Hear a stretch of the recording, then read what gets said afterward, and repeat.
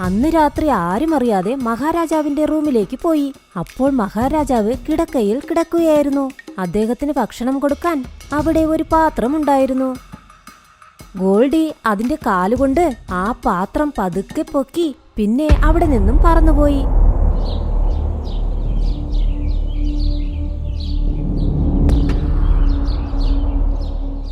അതിനുശേഷം പാത്രത്തിലുണ്ടായിരുന്ന എല്ലാ ധാന്യങ്ങളും കഴിച്ച് അത് ടീനിപ്പക്ഷിയുണ്ടായിരുന്ന മരത്തിന് താഴെ ഇട്ടിട്ടും പോയി.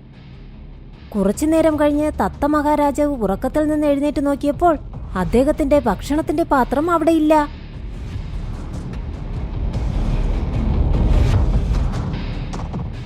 അങ്ങനെ അദ്ദേഹം കാടെല്ലാം ചുറ്റി നോക്കാൻ തുടങ്ങി.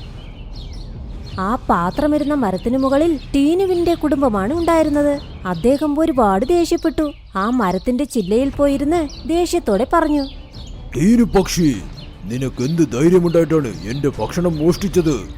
ഇല്ല മഹാരാജാവേ, ഞാൻ താങ്കളുടെ ഭക്ഷണം മോഷ്ടിച്ചിട്ടില്ല. അപ്പോൾ ഗോൾഡി പെട്ടെന്ന് അവിടേക്ക് പറന്നു വന്നു. അത് പറഞ്ഞു, രാജാവേ, ഇവൾ കള്ളം പറയുന്നതാ. ഞാൻ എന്റെ കണ്ണുകൊണ്ട് കണ്ടതാ.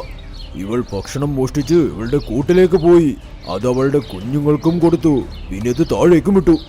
ഇത് കേട്ട് എല്ലാവരും ഷോക്കായി. ടീനുവിന്റെ കുഞ്ഞുങ്ങളും പറഞ്ഞു അവൻ പറയുന്നത് കള്ളമാണെന്ന്. എന്നാൽ രാജാവ് അവർ പറയുന്നത് വിശ്വസിച്ചതേയില്ല.